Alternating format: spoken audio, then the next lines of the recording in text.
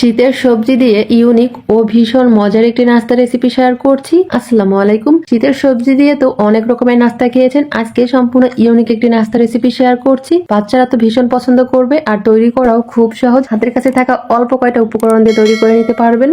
নাস্তাগুলো বানানোর জন্য এখানে নিয়ে নিচ্ছি 3টা ডিম। 2টা ডিম দিয়েও কিন্তু বানাতে পারবেন। দিয়ে দিলাম 1/4 টিস্পুন লবণ আর দিয়ে দিলাম হাফ চা চামচ গরম মশলা। এখানে সাদা গোলমরিচের গুঁড়া, কালো গোলমরিচের গুঁড়া, জিরার গুঁড়া, ধনিয়ার গুঁড়া সবকিছু মিশানো আছে।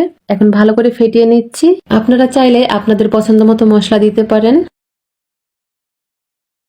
ফেটে নেওয়ার পরে এখানে দিয়ে দিচ্ছি 1/3 কাপ গাজর কুচি আর 1/3 কাপ পালং শাক কুচি।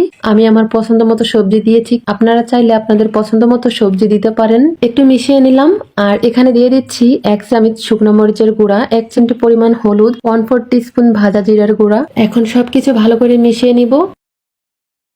এই তো খুব ভালো করে মিশিয়ে নিয়েছি। এখানে নিয়েছি একটা কেকের মোল্ড আর এখানে দিয়ে দিচ্ছি কিছুটা তেল। তেলটাকে ভালো করে ব্রাশ করে দিতে হবে। তেল ব্রাশ করে দেওয়ার পরে এখন মিশ্রণটা ঢেলে দিব। মিশ্রণটা ঢেলে দিয়ে এইভাবে সমান করে দিতে হবে। সমান করে দেওয়ার পরে এখন এটা নিয়ে চলে যাব সরাসরি চুলায়। চুলায় একটা কড়াই বসিয়ে দিয়েছি আর তার উপরে একটা স্ট্যান্ড দিয়েছি। এখন বাটিটা বসিয়ে দিলাম, দিয়ে ঢাকনা দিয়ে ঢেকে রাখবো। এটা হওয়ার জন্য বেশি সময় লাগবে না, মাত্র 10 মিনিটই হয়ে যাবে। 10 মিনিট পরে ফিরে আসছি, একটু চেক করে দেখতেছি এটা একদম হয়ে গিয়েছে। নামিয়ে নিব। নামিয়ে হালকা ঠান্ডা করে নিয়েছি। মাঝখান থেকে কেটে নিচ্ছি যাতে এটা ভেঙে না যায়। এখন এগুলাকে আমি ছোট ছোট পিস করে নিব। আপনারা চাইলে আপনাদের পছন্দ মতো পিস করে নিতে পারেন। সবগুলোকে কেটে নিয়েছি। এখানে নিচ্ছি 2 টেবিল চামচ শুকনো চালের গুঁড়া আর 2 টেবিল চামচ আটা বা ময়দা নিলেই হবে। এখানে দিয়ে দিলাম হাফ চা চামচ শুকনো মরিচের গুঁড়া, 1 চিমটি পরিমাণ হলুদের গুঁড়া, 1/4 টিস্পুন ভাজা জিরার গুঁড়া, 1/4 টিস্পুন গরম মশলা। এই গরম মশলার মধ্যে সব রকমের মশলা আছে। এখন শুকনো উপকরণগুলো একটু মিশিয়ে নিয়ে দিয়ে দিচ্ছি পানি। পানি দিয়ে পাতলা একটা মিশ্রণ তৈরি করে নিব। এই যে মিশ্রণটা ঠিক এরকম পাতলা হবে। এখানে নাস্তাগুলোর মধ্যে আমি সাসলিক কাঠি দিয়ে দিচ্ছি। কাঠিটা দেওয়ার কারণে কিন্তু দেখতে আরো বেশি ভালো লাগবে আর খেতেও ভালো লাগবে। বাচ্চারা অনেক পছন্দ করবে। এই তো কাঠির মধ্যে গুজে দিয়েছি সবগুলো।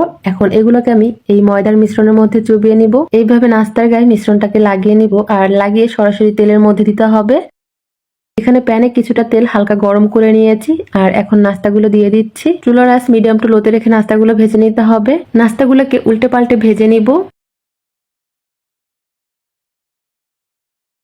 এই তো ভেজে নিয়েছি, এখন নামিয়ে নিব আর বাকিগুলো সেম ভাবে ভেজে নিব। সবগুলো নাস্তা ভেজে নিয়েছি আর কতটা লোভনীয় লাগছে। গরম গরম এই নাস্তাগুলো সসের সঙ্গে খেতে কিন্তু দারুণ লাগে। চাইলে এমনিও খেতে পারবেন, গরম ভাতের সাথে খেতেও ভালো লাগে। রেসিপি ভালো লাগলে একবার হলেও তৈরি করবেন, আশা করি সবার কাছে ভালো লাগবে।